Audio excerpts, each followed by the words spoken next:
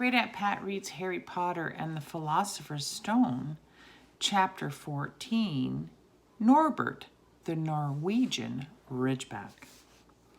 Quirrell, however, must have been braver than they'd thought. In the weeks that followed, he did seem to be getting paler and thinner, but it didn't look as though he'd cracked yet. Every time they passed the third-floor corridor, Harry, Ron, and Hermione could press their ears to the door to check that Fluffy was still growling inside. Snape was sweeping about in his usual bad temper, which surely meant that the stone was still safe. Whenever Harry passed Quirrell these days, he gave him an encouraging sort of smile, and Ron had started telling people off for laughing at Quirrell's stutter. Hermione, however, had more on her mind than the Philosopher's Stone. She had started drawing up revision timetables and color-coding all her notes. Harry and Ron wouldn't have minded, but she kept nagging them to do the same. Hermione, the exams are ages away. 10 weeks, Hermione snapped. That's not ages. That's like a second to Nicholas Flamel. But we're not 600 years old, Ron reminded her. Anyway, what are you revising for? You already know it all. What am I revising for? Are you mad? You realize we need to pass these exams to get into the second year. They're very important. I should have started studying a month ago. I don't know what's got into me. Unfortunately, the teachers seemed to be thinking along the same lines as Hermione. They piled so much homework on them that the Easter holidays weren't nearly as fun as the Christmas ones. It was hard to relax with Hermione next to you reciting the 12 uses of dragon's blood or practicing wand movements. Moaning and yawning, Harry and Ron spent most of their free time in the library with her, trying to get through all their extra work. I'll never remember this, Ron burst out one afternoon, throwing down his Quirrell and looking longingly out of the library window. It was the first really fine day they'd had in months. The sky was clear, forget-me-not blue, and there was a feeling in the air that summer was coming. Harry, who was looking up Dittany in 100 Magical Herbs and Fungi, didn't look up until he heard Ron say, Hagrid, what are you doing in the library? Hagrid shuffled into view, hiding something behind his back. He looked very out of place in his moleskin overcoat. Just looking, he said in a shifty voice that got their interest at once. And what are you all lot up to? He looked suddenly suspicious. You're not still looking for Nicholas Flamel, are you? Oh, we found out who he was ages ago, Ron said impressively. And we know what that dog's guarding. It's a Philosopher's Stone. Shh! Hagrid looked around quickly as if to see if anyone was listening. Don't go shouting it about. What's the matter with you? There are a few things we wanted to ask you, as a matter of fact, said Harry, about what's guarding the stone apart from Fluffy. Shh! said Hagrid again. Listen, come and see me later. I'm not promising I'll tell you anything. Mind, but don't go rabbiting about in here. Students aren't supposed to know. They'll think I told you. See you later then, said Harry. Hagrid shuffled off. What was he hiding behind his back? Asked Hermione thoughtfully. Do you think it had anything to do with the stone? I'm going to see what section he was in, said Ron, who'd had enough of working. He came back a minute later with a pile of books in his arms and slammed them down on the table. "Dragons," he whispered. "Hagrid was looking up stuff about dragons. Look at these. Dragon species of Great Britain and Ireland. From Egg to Inferno, a Dragon's Keeper guide." "Hagrid's always wanted a dragon. He told me so the first time I ever met him," said Harry. "But that's against the laws," said Ron. "Dragon breeding was outlawed by the Warlocks Convention in 1709. Everyone knows that. It's hard to stop Muggles noticing us if we are keeping dragons in the back garden. Anyways, you can't tame dragons. It's dangerous. You should see the burns Charlie got off wild ones in Romania."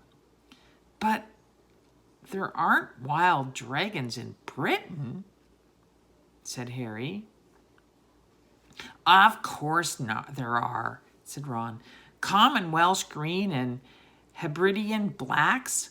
The Ministry of Magic has a job hushing them up, I can tell you.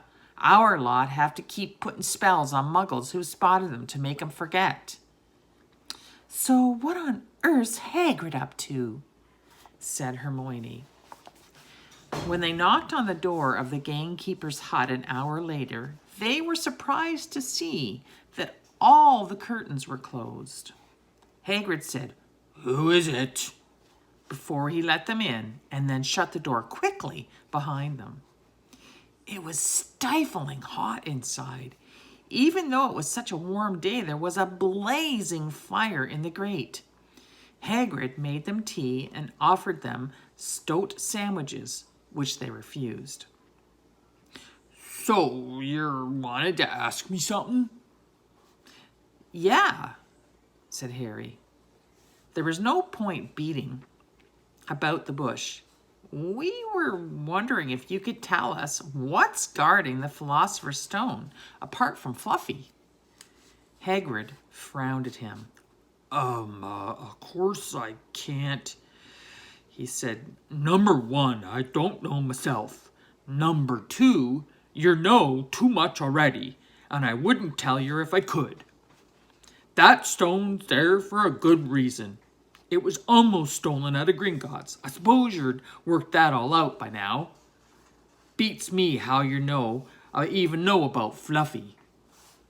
"Oh, come on, Hagrid. You might not want to tell us, but you do know. You know everything that goes on around here," said Hermione in a warm, flattering voice. Hagrid's beard twitched, and they could tell that he was smiling. "We only wondered who had done the guarding, really," Hermione went on.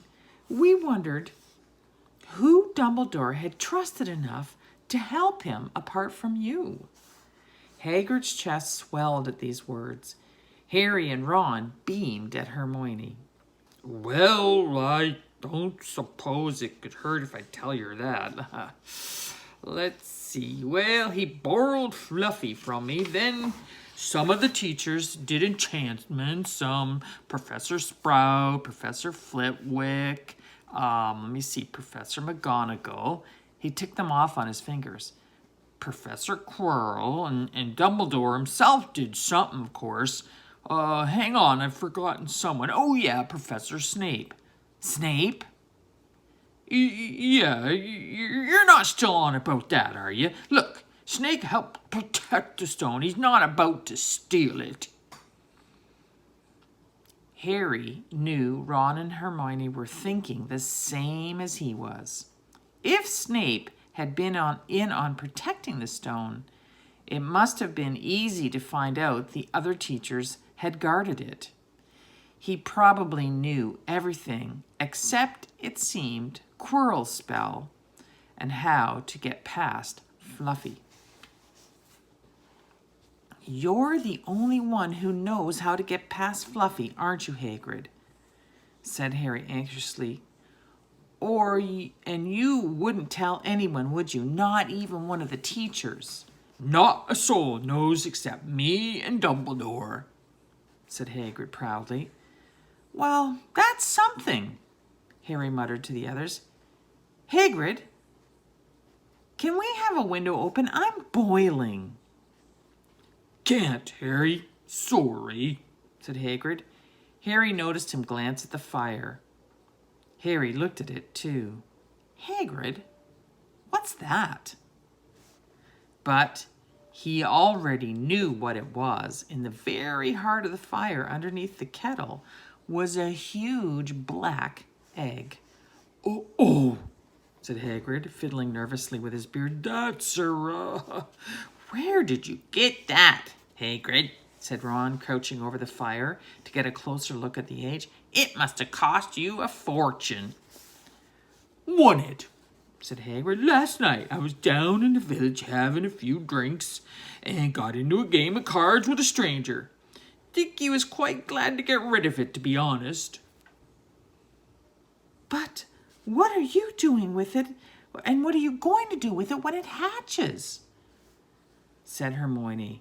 Well, I've been doing some reading, said Hagrid, pulling a large book from under his pillow.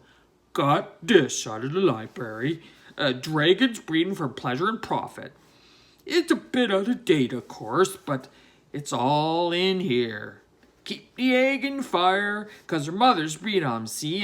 And when it hatches, feed it a bucket of brandy mixed with chicken blood every half hour. And see here, how to recognize different eggs? What I got here's a Norwegian Ridgeback. They're very rare. He looked very pleased with himself, but Hermione didn't. Hagrid, you live in a wooden house, she said. But Hagrid wasn't listening. He was humming merrily as he stoked the fire.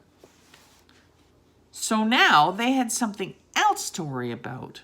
What might happen to Hagrid if anyone found out he was hiding an illegal dragon in his hut? Wonder what it's like to have a peaceful life, Ron sighed, as evening after evening they struggled through all the extra homework they were getting. Hermione had now started making revision timetables for Harry and Ron, too. It was driving them mad. Then, one breakfast time, Hedwig brought Harry another note from Hagrid. He had written only 2 words. It's hatching. Ron wanted to skip herbology and go straight down to the hut. Hermione wouldn't hear of it. Hermione, how many times in our lives are we going to see a dragon hatching? We've got lessons. We'll get into trouble, and that's nothing to what Hagrid's going to be in when someone finds out what he's doing. Shut up, Harry whispered. Malfoy was only a few feet away, and he had stopped dead to listen. How much had he heard? Harry didn't like the look on Malfoy's face at all. Ron and Hermione argued all the way to herbology, and in the end, Hermione agreed to run down to Hagrid's with the other 2 during morning break. When the bell sounded from the castle at the end of their lesson, the 3 of them dropped their trowels at once and hurried across the grounds to the edge of the forest. Hagrid greeted them, looking flushed and excited. It's nearly out. He ushered them inside. The egg was lying on the table. It had deep cracks in it. Something was moving inside. A funny clicking noise was coming from it. They all drew their chairs up to the table and watched with bated breath. All at once, there was a scraping noise and the egg split open. The baby dragon flopped onto the table. It wasn't exactly pretty, Harry thought. It looked like a crumpled black umbrella. Its spiny wings were huge compared to its skinny jet body, and it had a long snout with wide nostrils, stubs of horns, and bulging orange eyes. It sneezed. A couple of sparks flew out of its snout. Isn't he beautiful? Hagrid murmured. He reached out a hand to stroke the dragon's head. It snapped at his fingers, showing pointed fangs Bless him, look, he knows his mummy, said Hagrid. Hagrid, said Hermione, how fast do Norwegian ridgebacks grow exactly? Hagrid was about to answer when the color suddenly drained from his face. He leapt to his feet and ran to the window. What's the matter? Someone was looking through the gap in the curtains. It's a kid. He's running back up to their school. Harry bolted to the door and looked out. Even at a distance, there was no mistaking him. Malfoy had seen the dragon. Something about the smile lurking on Malfoy's face during the next week made Harry, Ron, and Hermione very nervous. They spent most of their free time in Hagrid's darkened hut, trying to reason with him. Just let him go, Harry urged. Set him free. I can't, said Hagrid. He's too little. He'd die. They looked at the dragon. It had grown 3 times in length in just a week. Smoke kept furling out of its nostrils. Hagrid hadn't been doing his gamekeeping duties because the dragon was keeping him so busy.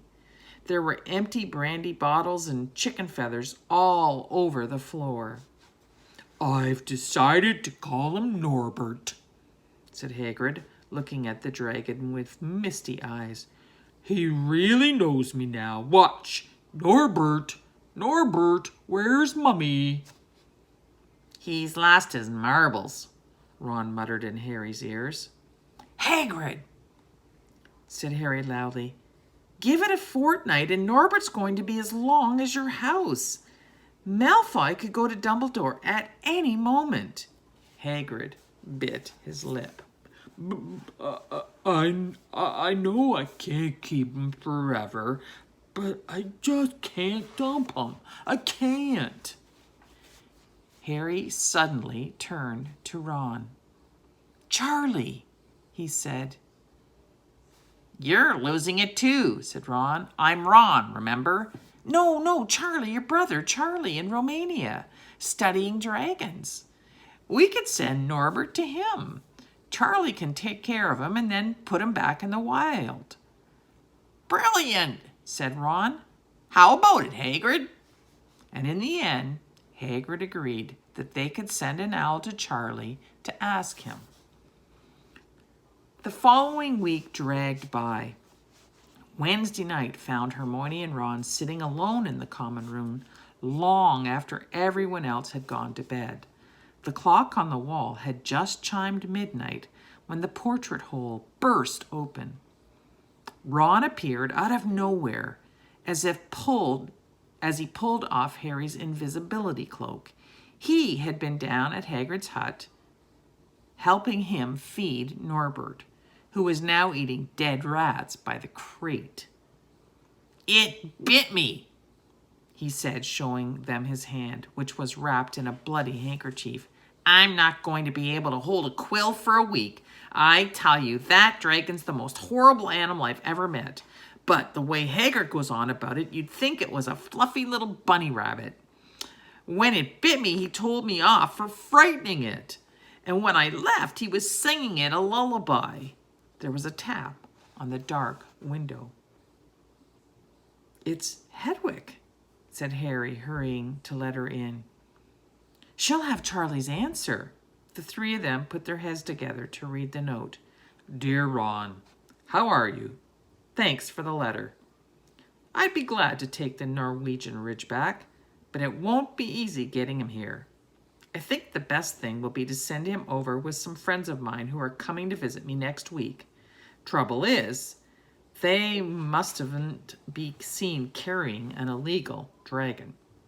Could you get the Ridgeback up the tallest tower at midnight on Saturday?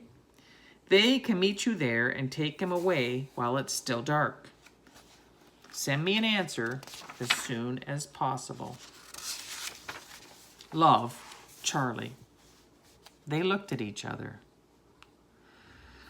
We've got the invisibility cloak, said Harry. It shouldn't be too difficult. I think the cloak's big enough to cover two of us and Norbert. It was a mark of how bad the last week had been that the other two agreed with him. Anything to get rid of Norbert and Malfoy. There was a hitch. By next morning, Ron's bitten hand had swollen to twice its actual size. He didn't know whether it was safe to go to Madame Pomfrey. Would she recognize a dragon bite? By the afternoon, though, he had no choice. The cut had turned a nasty shade of green.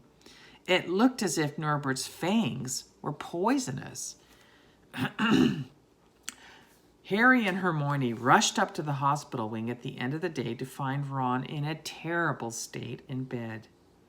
"It's not just my hand," he whispered, "although that feels like it's about to fall off. Malfoy told Madame Pomfrey he wanted to borrow one of my books so he could come and have a good laugh at me. He kept threatening to tell her what really bit me. I've told her it was a dog, but I don't think she believes me. I shouldn't have hit him at the Quidditch match. That's why he's doing this."